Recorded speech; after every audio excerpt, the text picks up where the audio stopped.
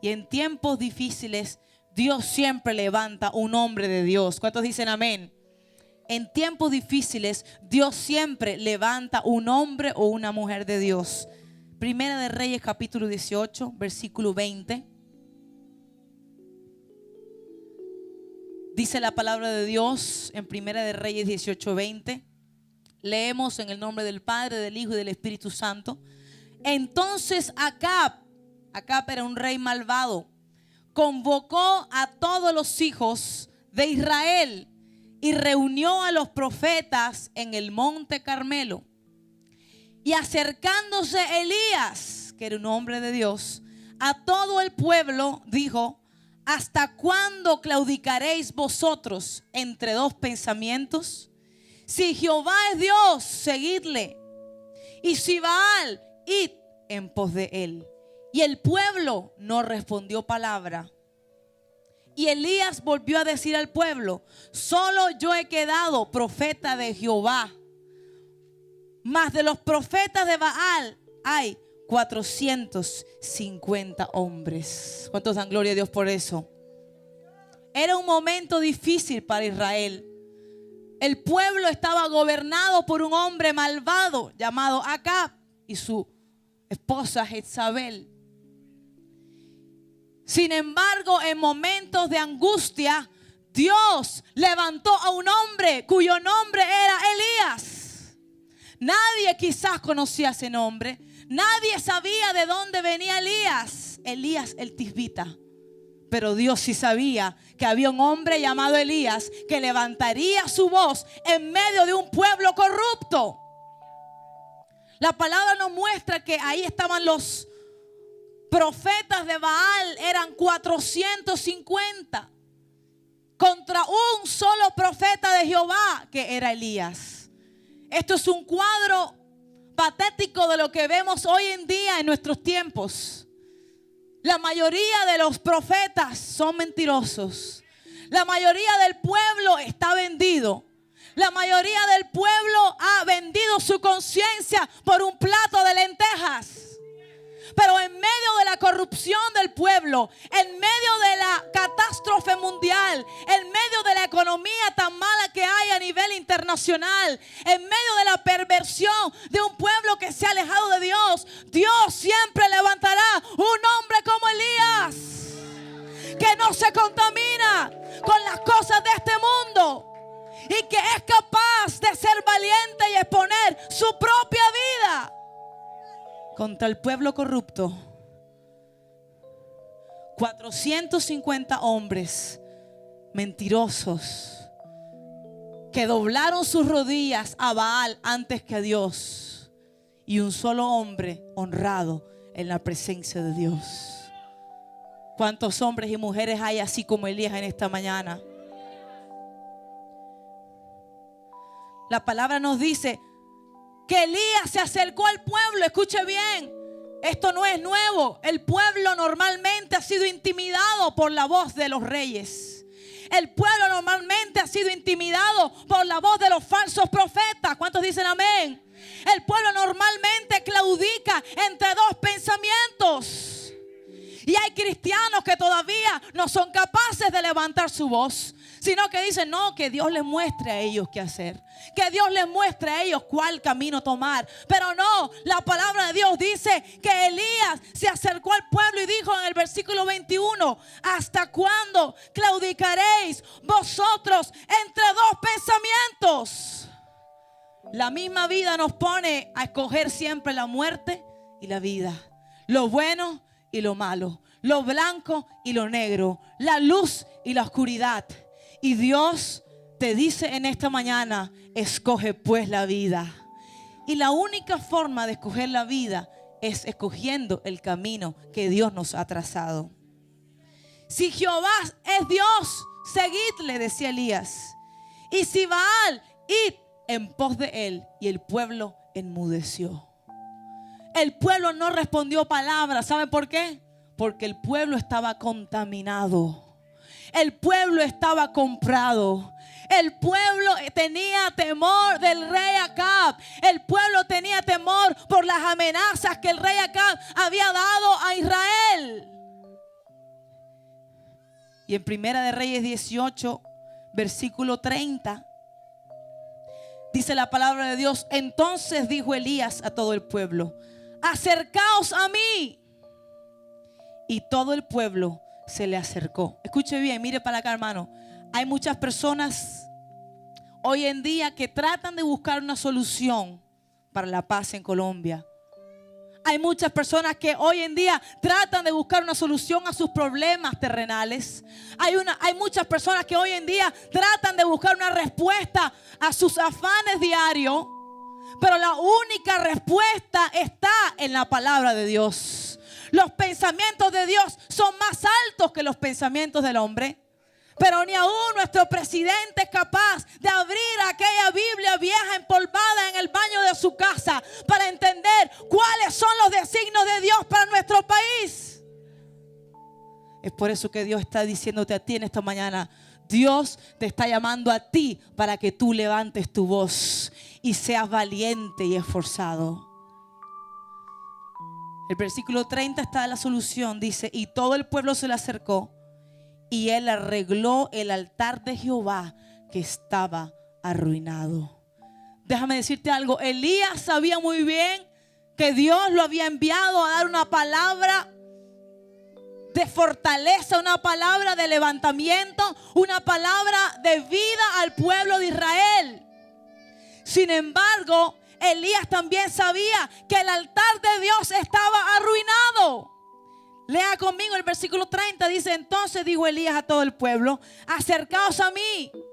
Y todo el pueblo se le acercó, y él arregló el altar de Jehová que estaba arruinado. Déjame decirte algo. Los altares de las iglesias, los altares santos y sagrados hoy están arruinados.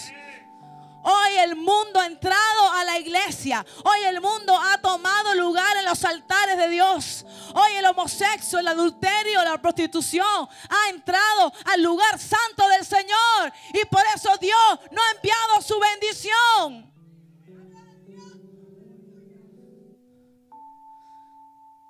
Pero Elías dijo: un momento, pueblo. La única forma de que Dios se manifieste es que arregle yo el altar que está arruinado. El altar de Dios es lo que tenemos que arreglar en estos tiempos. ¿Cuántos me están entendiendo? El altar de Dios está podrido. El altar donde alabamos al Señor, el altar donde buscamos su presencia, el altar donde escuchamos la palabra de Dios está lleno de inmundicia. Y es necesario que la sangre de Cristo limpie los altares de hoy.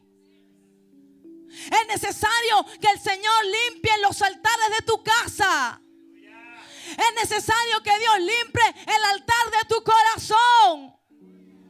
¿Cuántos cristianos hoy están llenos de inmundicia, llenos de pecado, llenos de laxivia, llenos de socialismo, llenos de pensamientos filosóficos contra Dios y encubren sus vidas en la iglesia?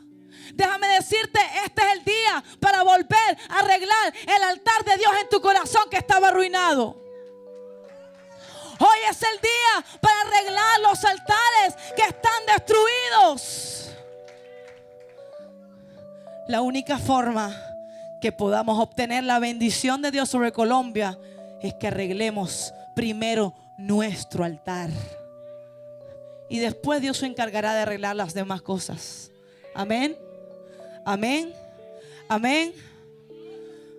Muchas personas lanzan su dedo, su amenaza, juzgan a los demás de manera que ellos mismos no se ven en lo que están. Y Dios nos está pidiendo que nos santifiquemos. Como ocurrió hace miles de años en el pueblo de Israel, Dios le dijo al pueblo: pueblo, santifíquense, porque mañana haré proezas y maravillas entre vosotros.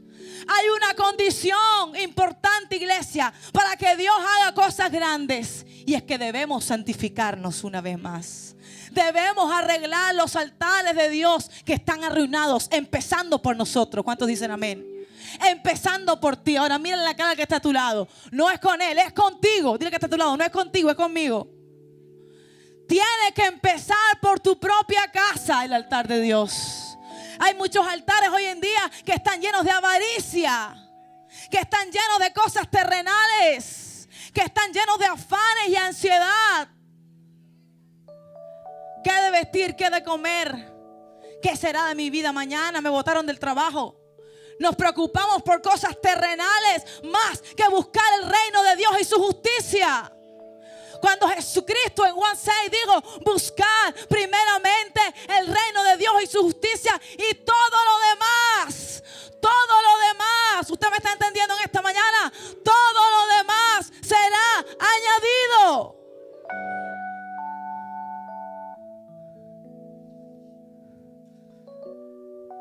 Hay altares que están llenos de pornografía. Hay altares que están llenos de fornicación. Hay altares que están llenos de egoísmo. Hay altares que están llenos de chisme y mentira. Y es necesario que limpiemos nuestro altar en esta mañana. De nada nos sirve levantar nuestras manos e ir a la iglesia el domingo por la mañana con tanto esfuerzo a pesar de la lluvia, si no arreglamos nuestro corazón. Dios quiere que cojamos un estropado espiritual como hizo David. Lávame más y más de mi maldad, porque entonces cuando reconozcamos eso, vamos a ver la bendición de Dios sobre Colombia. La única fórmula de traer sanidad sobre nuestra tierra es convirtiendo nuestros corazones y arrepintiéndonos de nuestros pecados.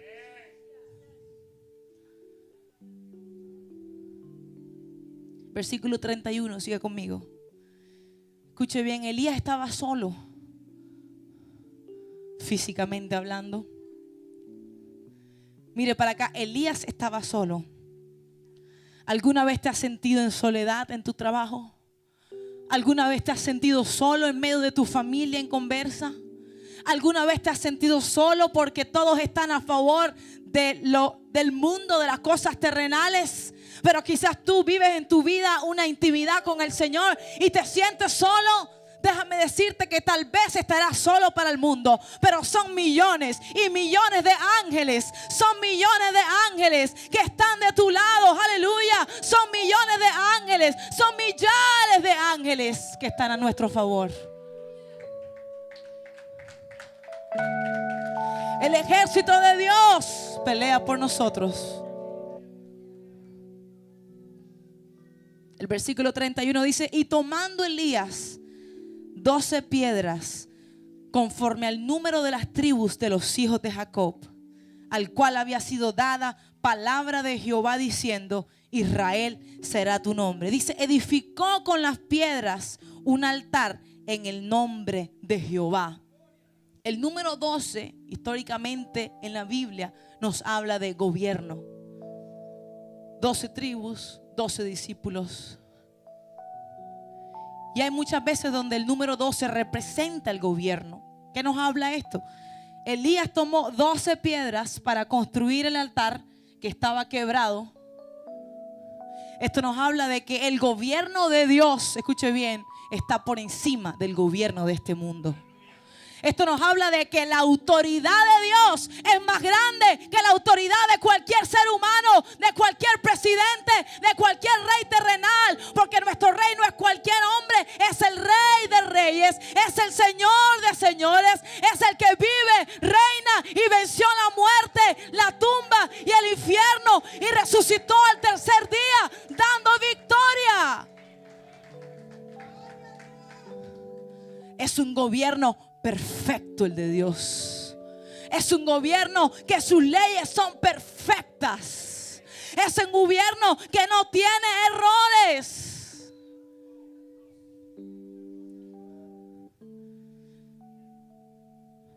Esta tierra pasará un día, pero también nos dice la palabra de Dios que Jesús reinará con vara de hierro y nosotros gobernaremos desde Israel.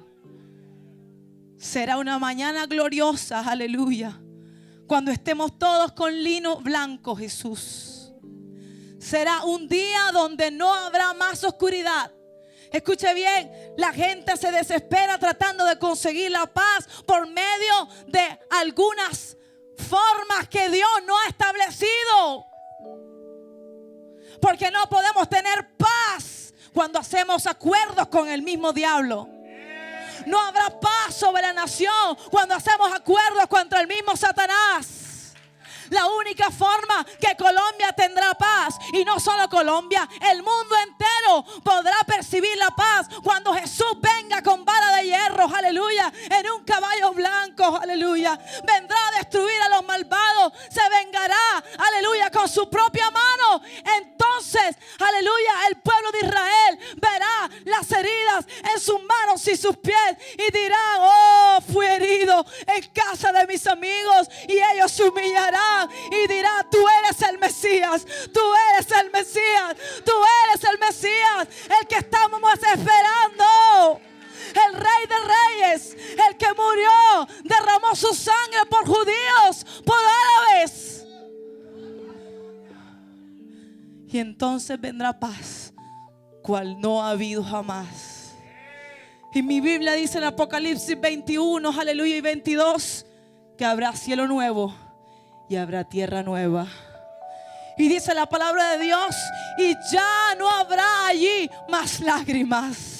Yo no sé cuántas veces tú has llorado, no sé cuántas veces has sufrido, no sé cuál enfermedad estás pasando ahora mismo, amado televidente, no sé cuántos problemas financieros, económicos o matrimoniales tenga hoy. La Biblia nos dice que habrá un momento donde ya no habrá más llanto, donde solo será alegría, donde estaremos vestidos de fiesta, donde podremos ver la gloria de Dios y ya no tendremos necesidad de esta luz, porque Jesús será la luz de la nación. Aleluya. El gobierno de Dios es perfecto. Sus leyes son perfectas. Y Elías sabía en su corazón que la única forma de construir ese altar era con el gobierno de Dios. Por eso colocó 12 piedras para construir el altar de Dios que estaba quebrado. Y dice el versículo 32 de Primera de Reyes 18: edificó con las piedras un altar en nombre de Jehová. Después, número 2, hizo una zanja alrededor del altar en que cupieran 2 medidas de grano. Una zanja. Esta zanja nos habla de una división. Esta zanja nos habla de una separación del mundo con los hijos de Dios. Donde Elías iba a construir el altar no podía haber nada corruptible. Donde Elías estaba haciendo el altar para glorificar el nombre de Dios, tenía que dejarle claro a esos profetas de Baal que aunque eran muchos contra uno, 450 contra uno, él estaba diciendo: hasta aquí llegan ustedes, porque de aquí para acá estará gobernando Dios. Quizás estos profetas de Baal eran brujos, chamanes cubanos, venezolanos quizás. Tenían toda clase de brujería, toda clase de santería allí en medio de ese monte Carmelo. Pero el Dios de Elías era más grande que el Dios de aquellos brujos. Y Elías puso una zanja. Es la que usted y yo debemos poner en este mundo. Jesús dijo, no, ustedes están en el mundo, pero no son del mundo. Estamos en este mundo, vivimos en este mundo, dormimos en este mundo, hablamos en este mundo, pero no somos de este mundo. Nuestra ciudadanía es de Dios. Por lo tanto, cuando vamos a crear un altar santo a Dios, tenemos que separarnos de las cosas de este mundo. Ponerle una zanja, una división. No importa que muchos de tus familiares estén en contra tuya, esa misma división es puesta por el Señor. Jesús dijo en su palabra, estarán en una misma casa 2 contra 3 y 3 contra 2. ¿Por qué Jesús dijo eso si era un pacificador? ¿Por qué Jesús dijo eso si Él vino a traer la paz? Él dijo, yo soy la paz, mi paso dejo, mi paso doy. Sencillamente porque no habrá paz con el mundo. Sencillamente porque Jesús está diciendo que la única paz verdadera es para aquellos hijos de Dios que cumplan sus leyes. Por eso Elías puso una zanja, una división con estos brujos, profetas de Baal mentirosos. Que Jehová los reprenda ahora mismo donde quiera que estén. Porque hay muchos de esos profetas en este nuevo siglo XXI. ¿Cuántos dicen amén? Vamos a seguir leyendo. Versículo 33. Preparó luego la leña, Elías, y cortó un buey en pedazos y lo puso sobre la leña. Aleluya.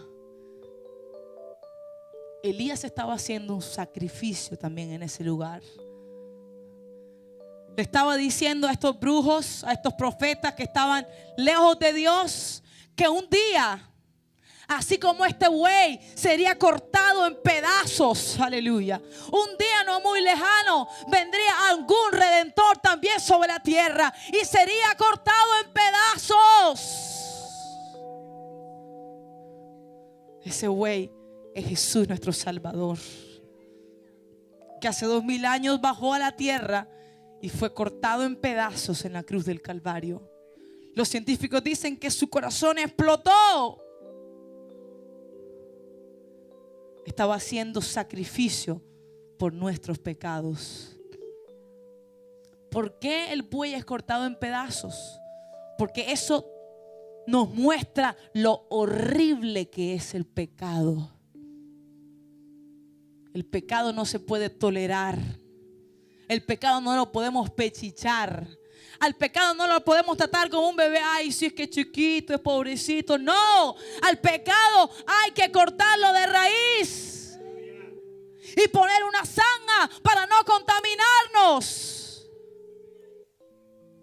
Si usted ve algo en esta vida que quiera contaminar su vida espiritual, que quiera sacarlo del propósito de Dios, usted tiene que cortarlo de raíz.